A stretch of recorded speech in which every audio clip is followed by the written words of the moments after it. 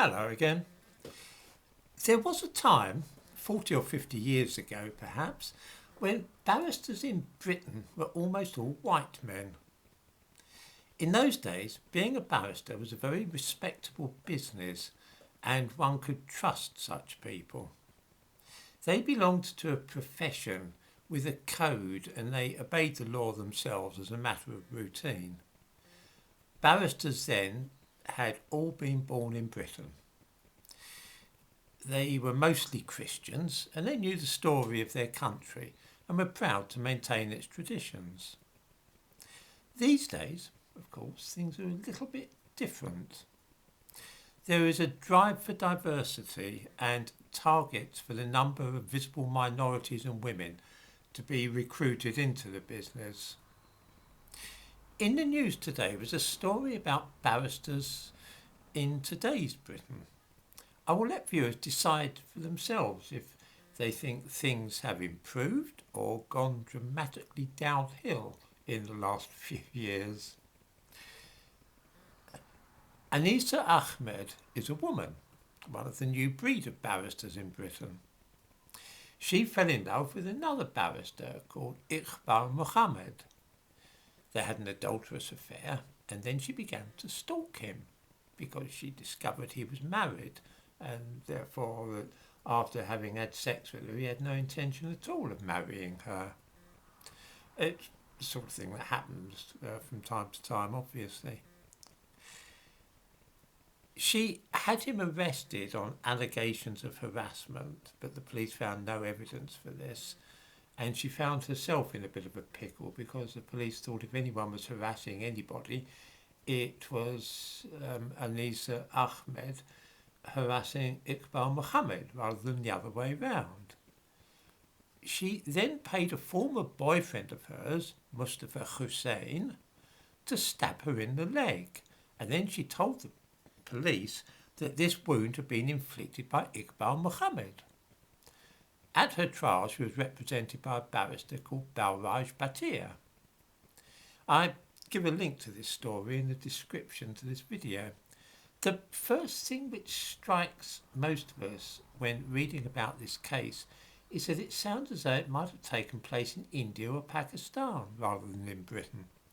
I had to read through the thing before I could be sure that it did indeed relate to British barristers. I'm bound to say that something of this kind would not have occurred in the 1970s before we became obsessed with inclusivity and diversity. At that time, barristers all adhered to British traditions. One cannot really imagine Rumpole of the Bailey paying a foreigner to stab him in the leg so that he could get somebody banged up in prison. The new generation, though, come from places where the traditions are quite different from those which were universal in Britain until a few years ago. For instance, Ahmed wore a hijab in the dock and is apparently a devout Muslim.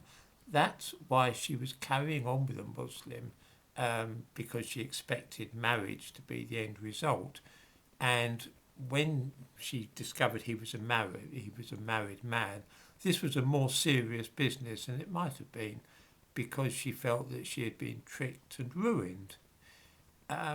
It was more of a problem for her than it would have been, say, for an atheist or Christian. I often see court cases today reported in the newspapers in which nobody at all has an English name. That is to say that the defendant, the barristers and the judge are all of foreign origin.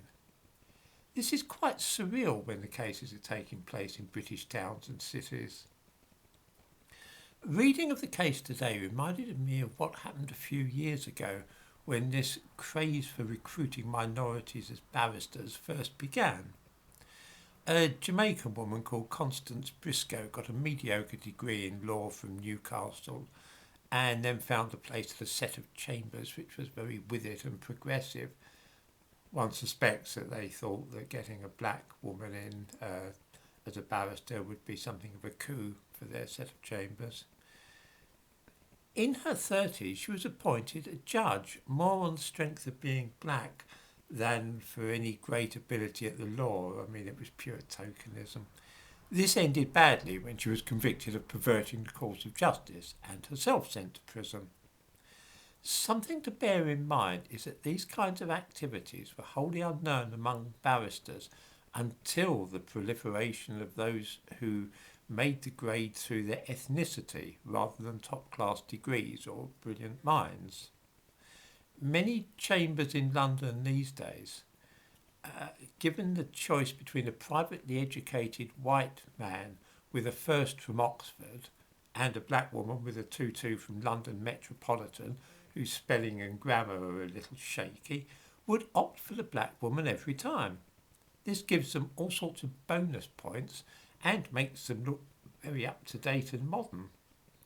We are now, unfortunately, seeing the consequences of such policies.